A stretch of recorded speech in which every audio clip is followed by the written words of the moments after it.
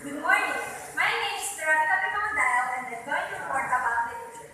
So, before we continue to our report, let us have a background knowledge about literature by watching this video from YouTube.com.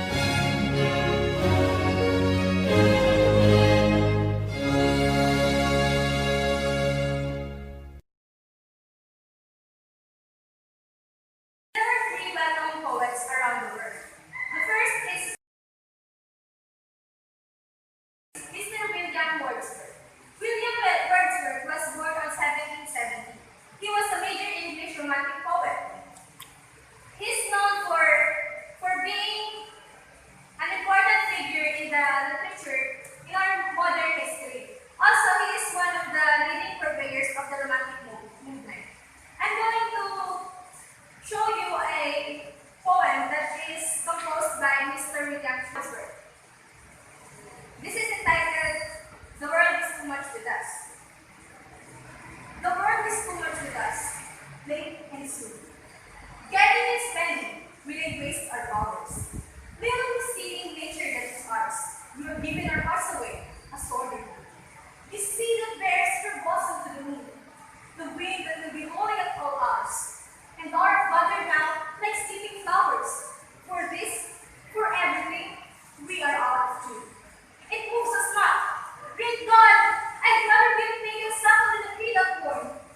For this, for everything, we are out of tune. So might I, standing on this peasant moon, have glimpses that would make me less forward. Have silent approaches rising from the sea, or hear outright blow this given word. The World is Too Much With Us by William Wordsworth. Second is this Mr. William Shakespeare. Mr. William Shakespeare is also an Englishman. He was born at Stratford-upon England in 1954. He is known for his very good poems and plays. For now, he is one of the most quoted authors in the history. And also, I'm going to give you a poem that was composed by Mr. William Shakespeare. Sonnet 18 by William Shakespeare. Shall I compare thee to a summer's day? Thou art more lovely and more tender. Rough winds do shake the darling buds of May, and summer's leaves have all too short a day. Sometime too hot the eye of heaven shine, and often is his bold complexion day. And they refer from pairs of time to time, by course on nature's stinking course and due. But die eternal summer shall not fade, nor lose possession of that fair thou knowest, nor shall that broad thou wonders in shapes, wherein eternal lands the time thou whirls. So long as men breathe, or eyes can see, so long lives this, and this gives life. Sonnet 18 by William Shakespeare. And the third poem is Dr. Giuseppe Rizal.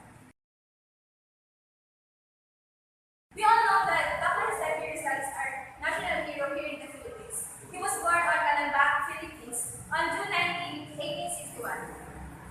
When he was in Europe, Mr. Jose Rizal wrote about the discrimination by the Spanish colonial rule here in the Philippines. And he went back to the Philippines on 1892, but he was exiled for his desire for reform.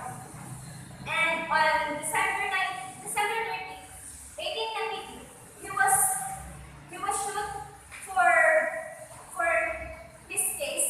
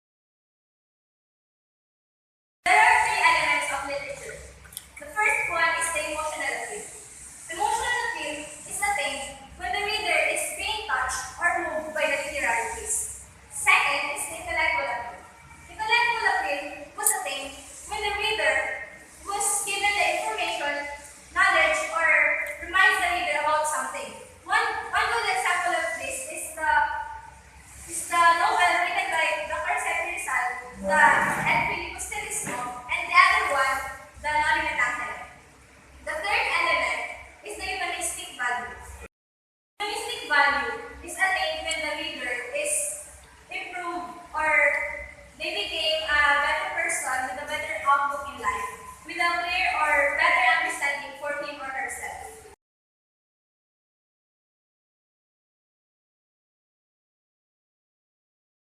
Two classifications of literature. The first one is the escape literature, and the second is the interpretive literature. Escape literature. Escape literature is written for the entertainment purposes. It helps us to pass the times in a nice way or in an agreeable manner. It takes us away from the real world and deeper to our imaginations. Its objective is for pleasure only. And the second one is the interpretive literature. Unlike the escape literature, the interpretive literature has the objective of giving a person the understanding plus the pleasure. It moves us away from our imagination and deeper to the real world for us to understand our troubles. It is written for us to be informed or to have an understanding about something. My name is Delta Isaleta and I'm here to report the three uses of literature.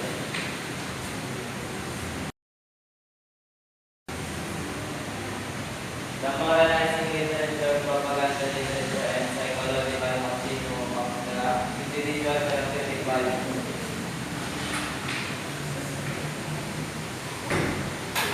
The first use of literature is moralizing literature. Here, the purpose of literature is to present moral values for the readers to understand and appreciate. The moral values may be directly or indirectly stated. This literary work can either be for entertainment or for the purpose of moralizing. This poem may make the reader understand, appreciate, and make him or her a better person. The second use of literature is the propaganda literature. The propaganda literature can not only be found in some history, advertising, and marketing books, but also in some books describing one's personal success and achievements in life. The third and last use of literature is the psychological continuum of the individual therapeutic value. It could be looked on as a sophisticated, modern elaboration of the idea of catharsis. Catharsis is the emotional relief experienced by the reader, thereby helping him or her recover from previous pent-up emotions.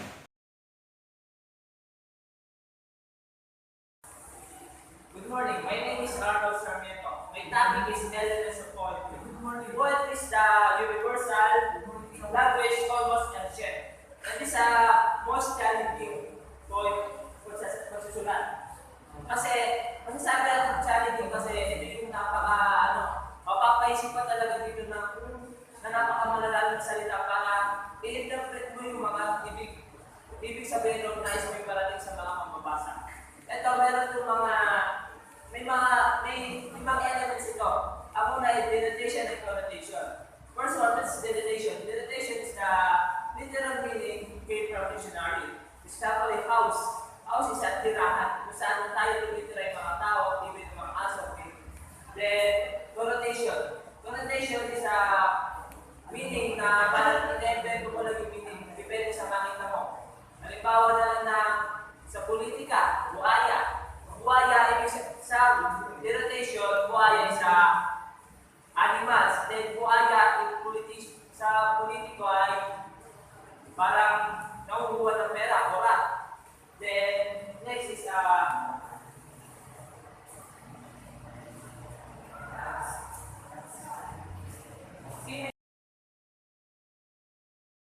imagery. Defined as the representation of sense experience through language, art form as we see, hear, taste, smell, and touch. Isa ito sa pinakamalaga sa pagsusulat ng poetry. Kasi, habang nag-iisip ka na para gumawa ng tula, kailangan mo na gumawa ng mga nakikita mo sa paligid, mag-observe.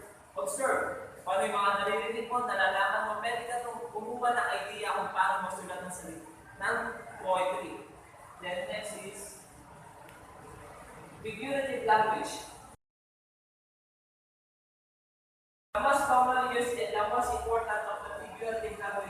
are the simile and metaphor.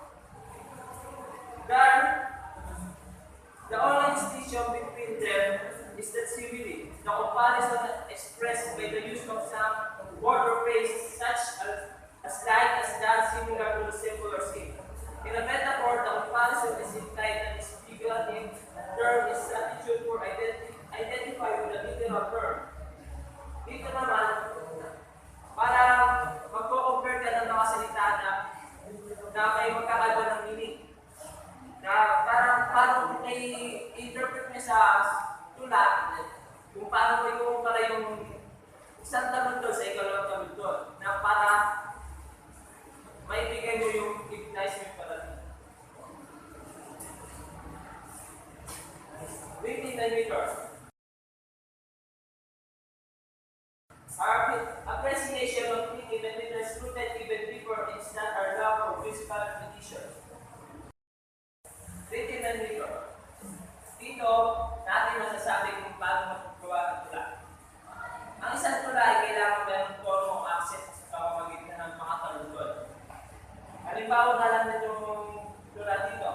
A gay guy died to him and took himself for pain. The solemn quatrain was ratified his way.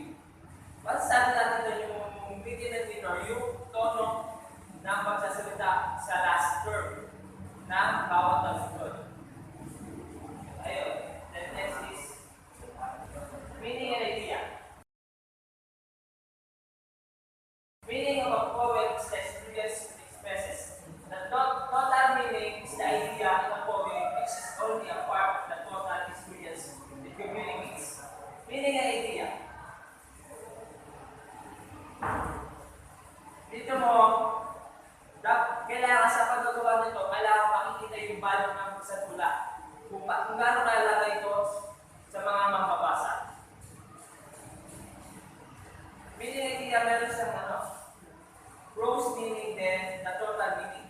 The total meaning is the idea in a poem which is only a part of the total experience it communicates. Then the prose meaning does not necessarily about to be an idea itself. It may be a story, description, a statement of emotion, a presentation of human character, a combination of these. Hello, I'm Magdalena Bernabe, and I'm discussing about element of the short story.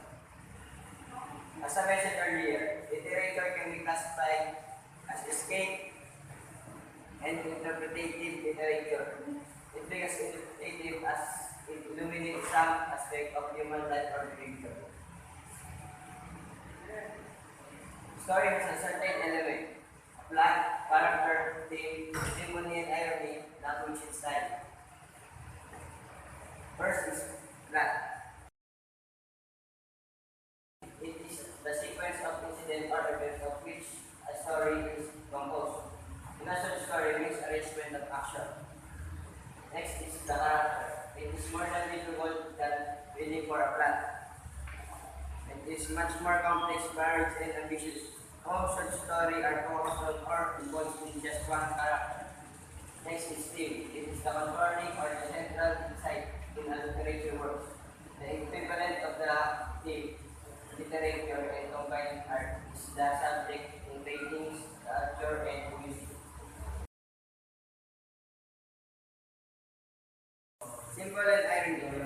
Symbol, it is object, a person, a situation, an action, or some often item that has a real meaning in the story but suggests or represent other meaning as well. Irony is a term with range of meaning, all of them involving some sort of discrepancy or incorrectly. According to Perrin, there are three kinds of irony: verbal, dramatic, irony of situation. Verbal irony is a figure of speech in which the opposite is said from what is intended. Dramatic irony is the contrast between what the character says and what the reader knows to be true. Irony of situation is discrepancy, appearance, and reality between expectations interpretation and fulfillment, or between what is said and what will seem appropriate. The last is language and style. Language refers to the idiom use and how it is used. Style, on the other hand, in term which may refer to the precise use of language. Both literature and figurative, it may refer to all the total wording of the story, taking all the other elements into consideration. Good morning, sir. I'm Michael Angelo Villangas. I will discuss the elements of the essay. An essay is simply defined as a literary composition on a particular subject. It is usually short and it expresses the author's personal thoughts, feelings, experiences, or observation on a phase of life that has interested him. Biography, history, travel, art, nature, personal life, and criticism are among the innumerable subjects in the field of choice of an essayist. Essay writers are usually people who have plenty of time for reflection. The essay can be roughly grouped as formal and informal. It is considered informal when the essay is light, humorous, and entertaining. And when formal, the essay is heavy, informative, and intellectually stimulating. Reading an essay, the following elements should be considered. The first is the issue introduced. This reflects the actual purpose of the writer. Second, the writer's viewpoint and thought. The final stand of the author, whether it is for or against the issue he has discussed. The third is the relevance of the issue to the life of the reader. This refers to the reader's perception, responsiveness, and enjoyment of the theme. According to Van de Bogaert, the novel is particularly applicable to a long work of prose fiction dealing with characters, scenes, situations that represents those in real life, action, and setting in a form of plot. The purpose of this fiction, whether long or short, the novel or the short story, is to recount a narrative which gives us moral lesson and brings us pleasure. The novel, like the other part and other kinds of literature, has also important elements such as the setting, the plot, the characters, and the theme, and the types of moral lesson.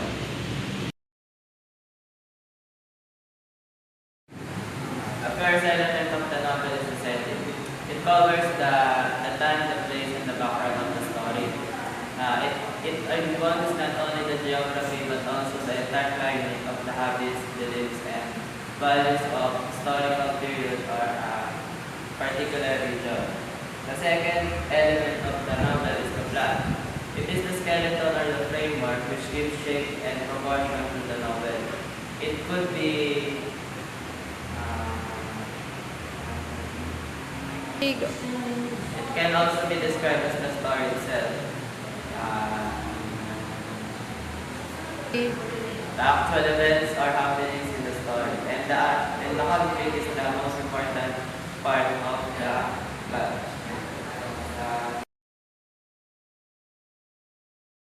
Important elements of the novel is the theme. It is compared to as the subject of the painting. It is the universal truth found in the novel, the topic or the main idea. However, theme does not mean the moral lesson, for the latter part means the message that teaches the reader. The fourth and last element of the novel is the characters. They are the moving spirit of the novel. They do not only act but manifest the moral, intellectual, and emotional qualities endowed to them by the author. They have two important qualities. First, the morality. It is the technical concept in the literary criticism silly. The second important quality of the characters is the personality because most authors discovered that people can be interesting. Drama, like a ghost fiction, utilizes product character, develops a theme, arouses emotion or appeals to humor, and may be either escapist or interpretative in its dealing with life. Like poetry, it may draw upon all the resources of language, including verse, much as drama is poetry, but drama has no one characteristic peculiar itself is writing, primarily to be formed not written of it, normally present in action through actor or stage led before an audience. In short, drama is ginaganap ito sa isang stage din sa pamamagitan ng pag-action o pag-act ng mga bawat katawan. The elements of drama is the third sometimes usually a summary of the story.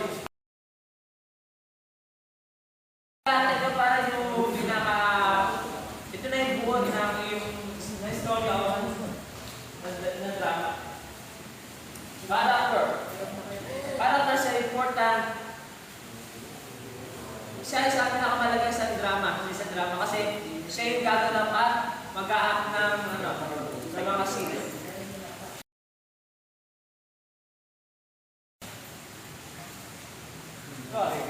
Cuts and dramatic structure cuts include the ideas and emotion implied, but the overall meaning of the play sometimes the theme. Parang ito yung pinaka-buod o yung pinaka-nice paiwating na isang kwento.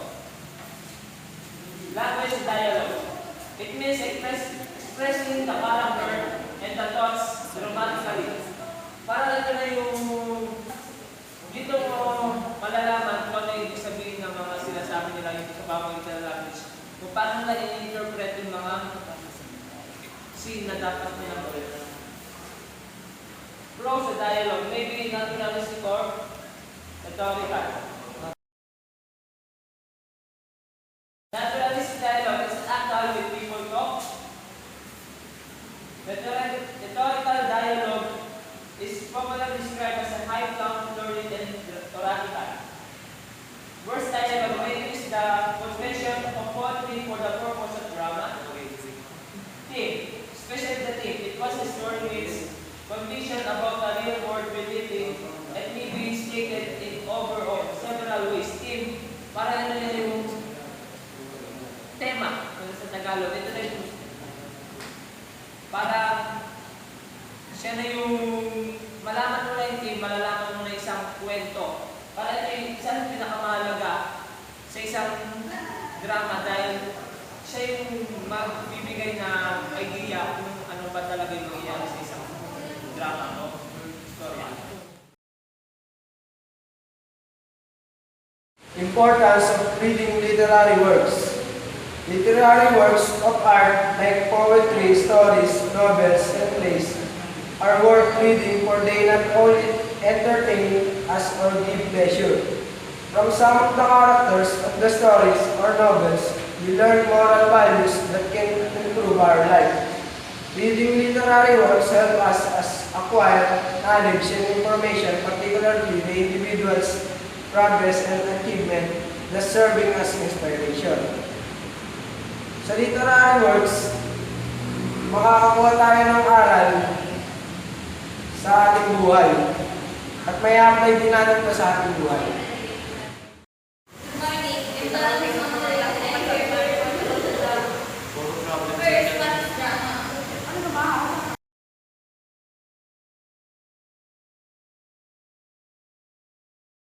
Drama is believed to have its origin in the art of dance. At its best, it is a representation of meditative life.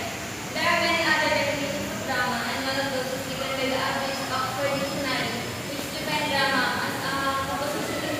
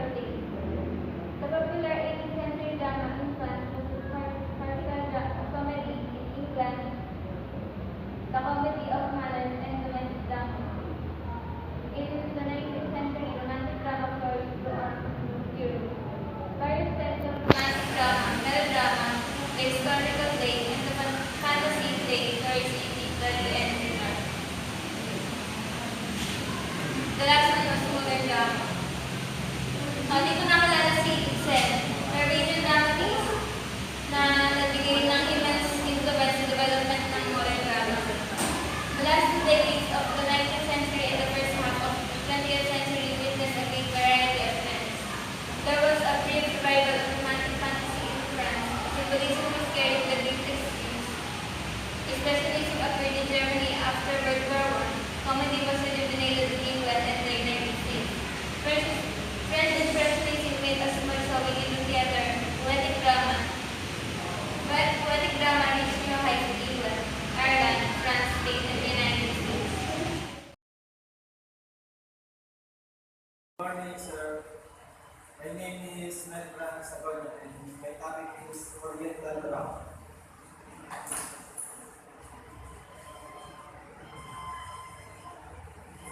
Understanding the Oriental drama, the Japanese, the Chinese, and the Filipino drama.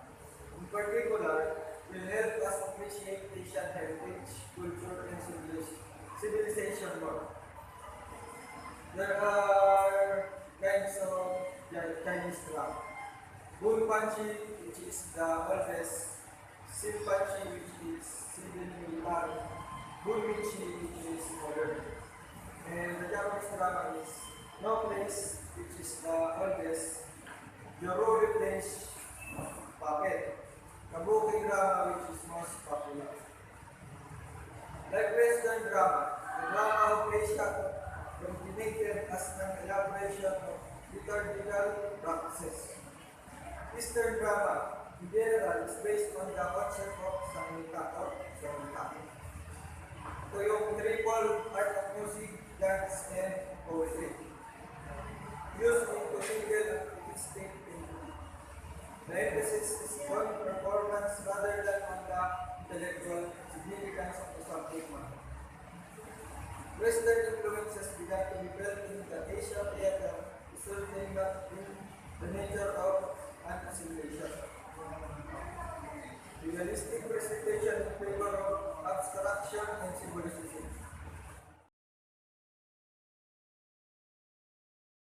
Three kinds of plays became popular among the masses during the Spanish era. Ito ay ang Senabulo, Moro-Moro at Zarzuela. Ang Ati-Atihan at Mabiones, kinala bilang isang street drama. Una, Senabulo. Senabulo. It is a very heavy drama showing relation to the life and sacrifices and death of Jesus Christ. It is like a passion play presented and celebrated during the month of April or March, depending upon the exact date of the Holy Week. There are two kinds of presentations, the ablada and the kantata. Yung ablada, yun yung oral at yung kantata naman yung kinakanta. Merong iba't ibang version ng Senabulo. Merong Tagalog, Ilocos, Kapampangan, Bicol at Visayan. Ang ilan sa mga example. Ang Senabulo ay hinahati sa iba't ibang parte. Bawat isa ay sinasagawa sa gabi na Holy Week. Each performance lasts from 3 to 4 hours. In Manibay, Pasay, for instance, the entire Senabulo cycle starts with the creation and ends with the resurrection.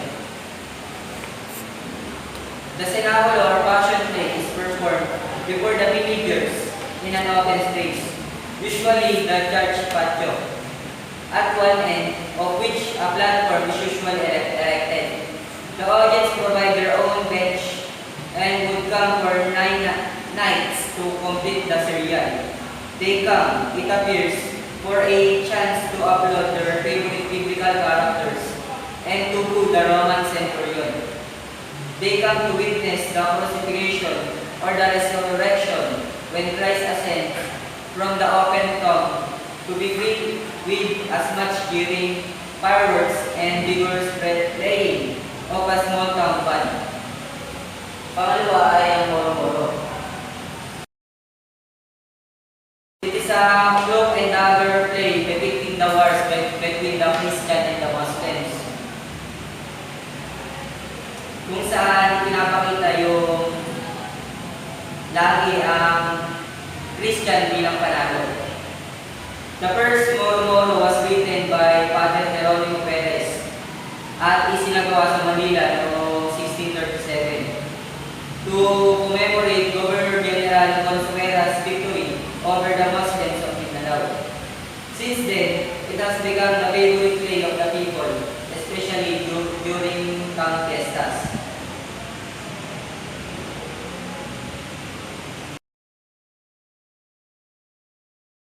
Pangatlo ay ang Zarzuela. It is a melodrama with songs and dances.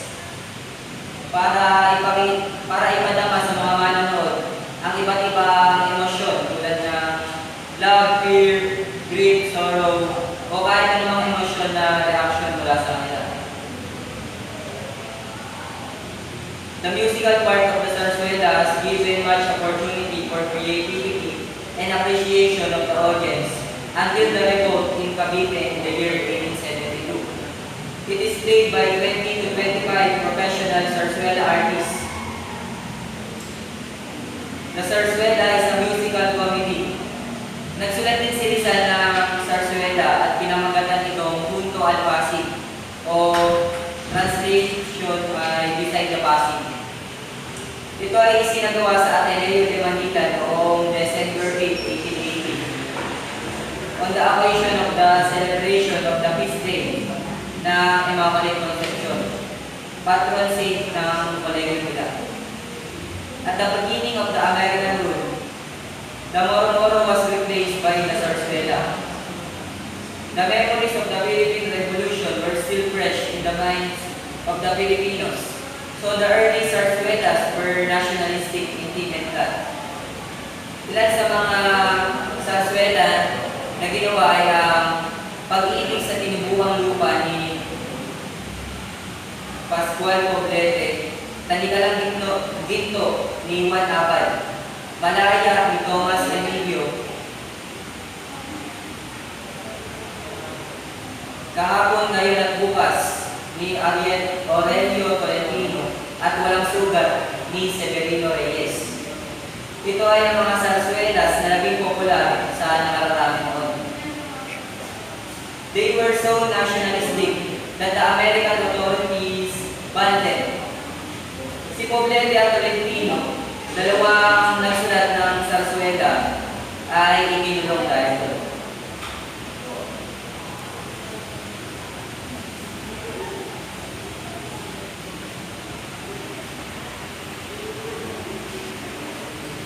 The introduction of the Hollywood talkies.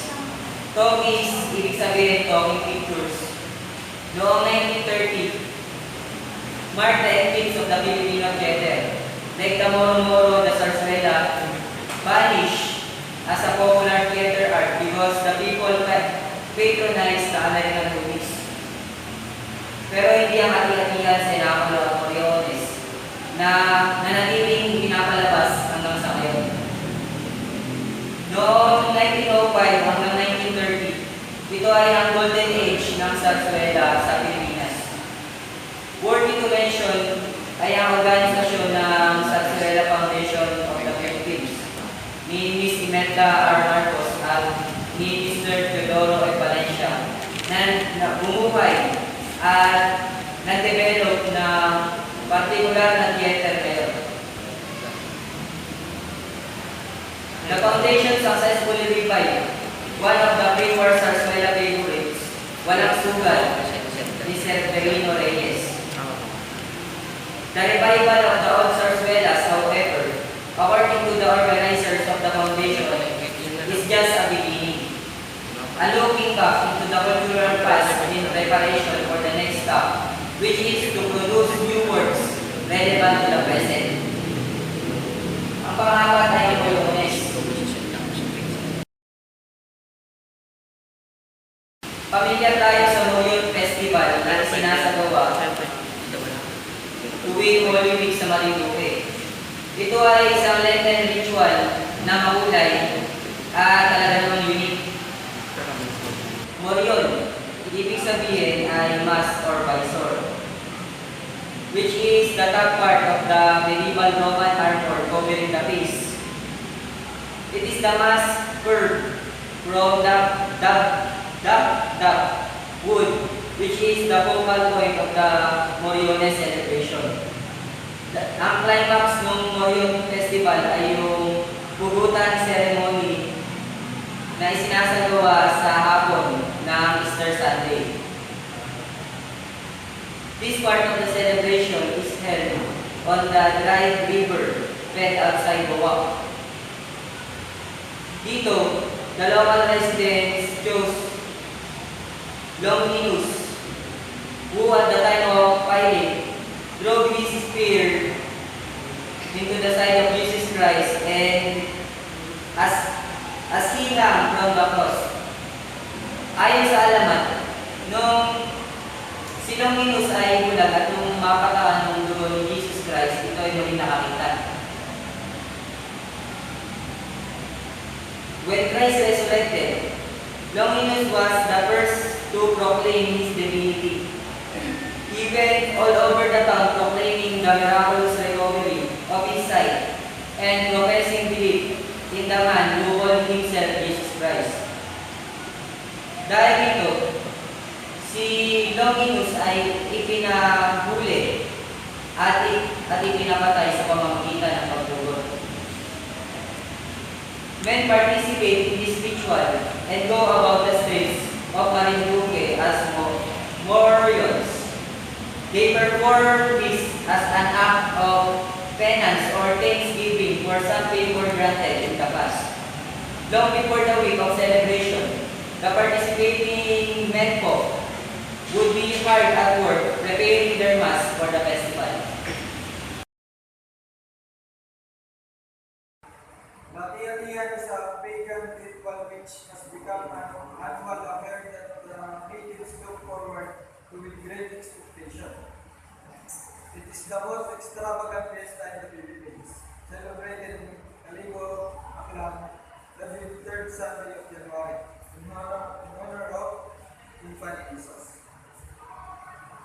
The Tiyan derived its name from Aris, the aboriginal Negritos of the area in the Visayas. Halabira. This resonant cry fills the air as the people of Calibo ride through the streets in hypnotized mass of dancing and shaking, feet stamping, hands clapping, almost whooping, and ears ringing also out the big wheel of Halloween. Legend says that the festival was later dedicated to the Santo Niño because of the victories won by the Spaniards in Calibo against the Muslims' attacks. When they were forced to abandon Mindanao, 45 stone watch towers were constructed in strategic place around the coast. The Muslim built in there from pitch, and the people of Calibo ascribed the victory to the Santo Niño and dedicated the celebration of the Yatiyang to the Infants. With wide fervor, the people of Aklan celebrated the Yatiyang dresses into outlandish costumes and gestures.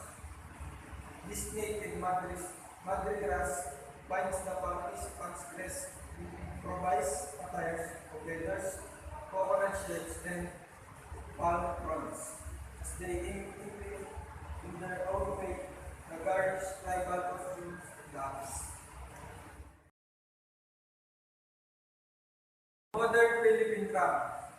The modern Philippine drama or stage play was rejuvenated upon the establishment of the Repertory Philippines in June of 1967, which was founded by Zenaida Vivos Amador and Baby Barreto. In its 30 years of existence, Repertory Philippines has become the country's leading theater company, keeping abreast of new materials and demanding outstanding performance from its extraordinary talents. Morning, I'm Adonai Patrano. My report is Lapang Drama. There are 3 types of traditional plays: the no plays, the lurid plays, and the open drama.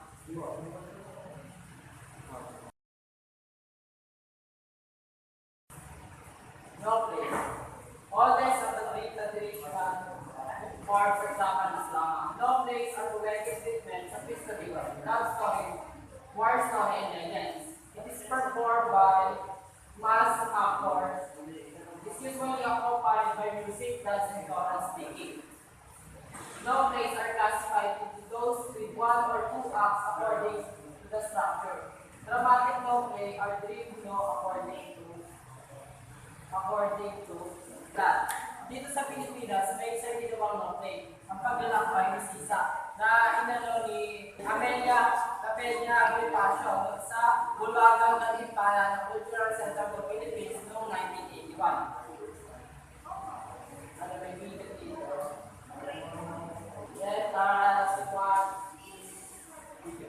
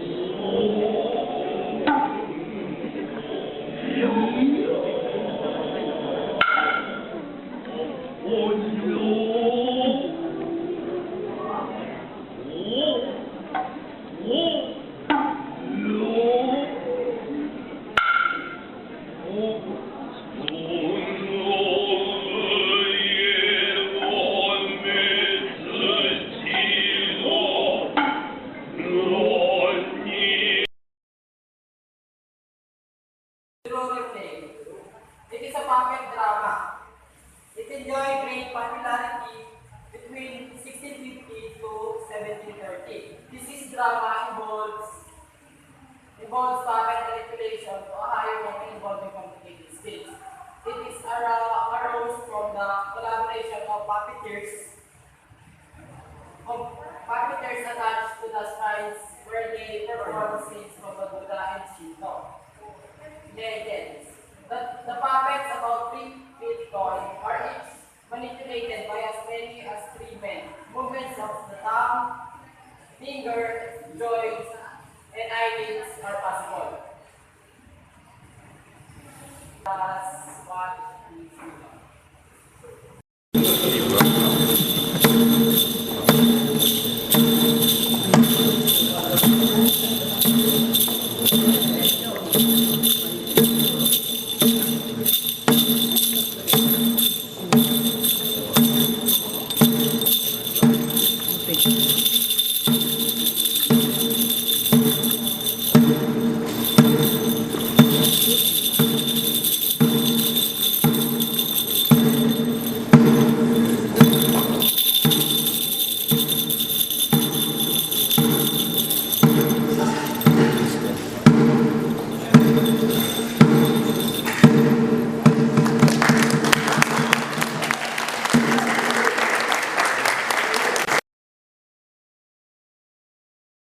Kabuki drama. It is the most popular of the Japanese drama.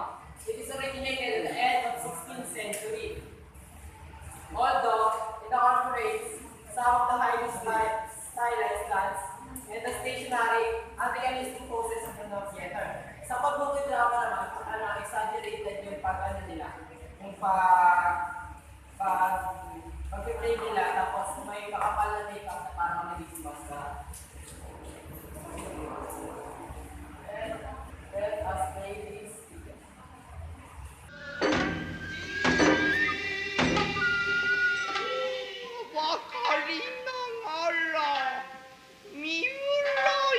Kabuki is a Japanese traditional theatre form which originated in the Edo period at the beginning of the 17th century and was particularly popular among townspeople.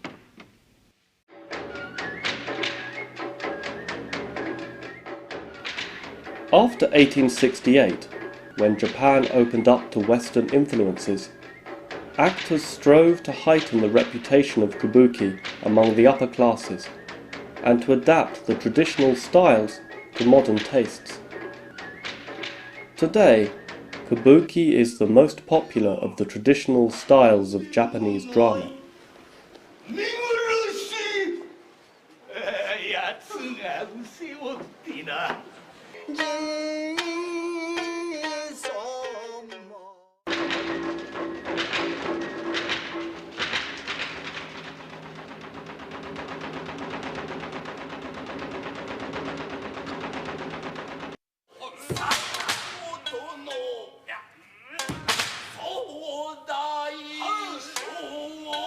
Important characteristics of Kabuki theatre include its particular music, costumes, stage devices, and props, as well as specific plays, language and acting styles, such as the miyu, in which the actor holds a characteristic pose to establish his character.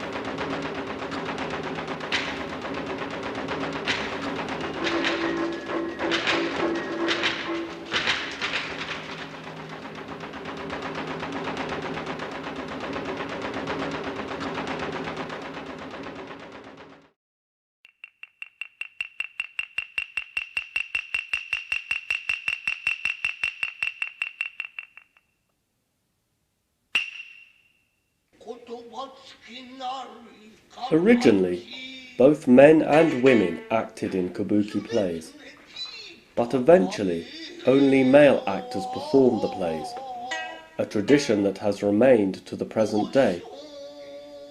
Male actors who specialize in women's roles are called onagata.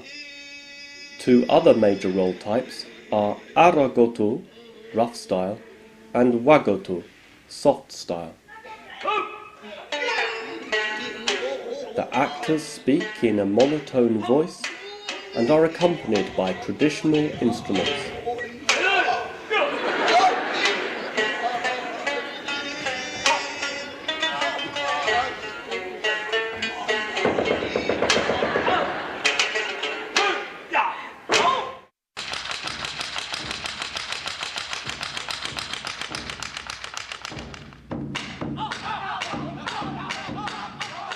Kabuki plays are about historical events and moral conflict in affairs of the heart.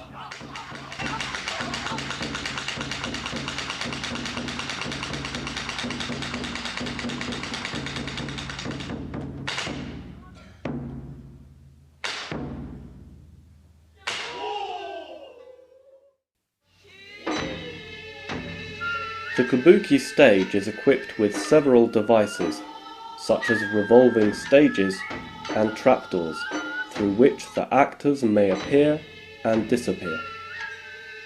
Another speciality of the kabuki stage is a footbridge, hanamichi, that extends into the audience.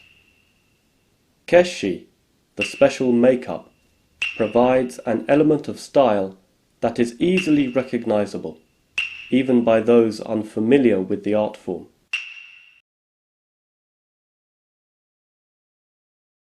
Chinese drama, there are three types. The Bunpanchi, Sinpanchi, and Winpanchi.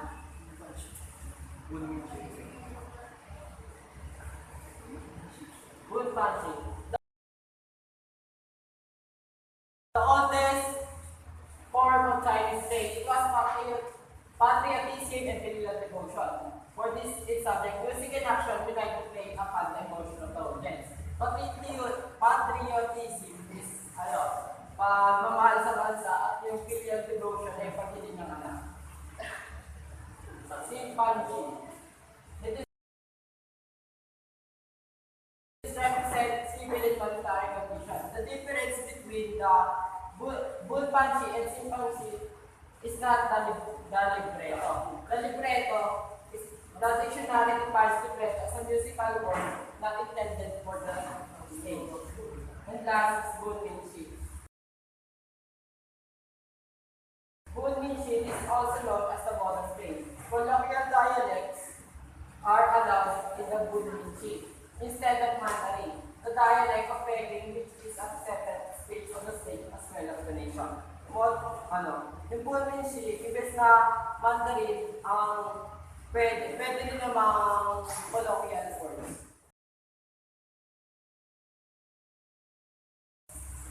Machinima. The cinema or motion picture is one of the most popular form of art and entertainment in the Philippines. Pansin naman natin, kada linggo, milyong-milyong tao ang nagpupunta sa sinihan para manood ng pelikula or movie. Ang iba naman ay sa TV na lang nanonood. Philippine motion picture is also a source of information as well as of entertainment. Motion pictures can introduce us to new ideas and help us explore serious social issues. Ang mga estudyante ay matututo sa mga educational films in school. Ang industries naman ay gumagamit din ng movie para sa kanilang empleyado ang may pakita ang kanilang mga produkto. Our government uses films to inform and influence the Filipinos and people from other countries. The cinema or motion picture is an art form that is appreciated. The film medium itself has been called a wide combination of art, culture, commerce, and technology.